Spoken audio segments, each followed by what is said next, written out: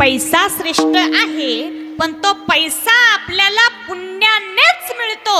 मग पैशापेक्षा सुद्धा काय श्रेष्ठ आहे? पुण्य.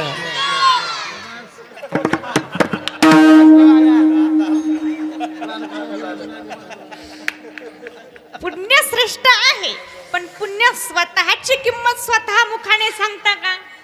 नाही. कारण बडे बडाई ना करे, बड़े बड़ाई ना करे, बड़े ना बोले बोल, और हीरा मुख से ना कहे मेरा मोल.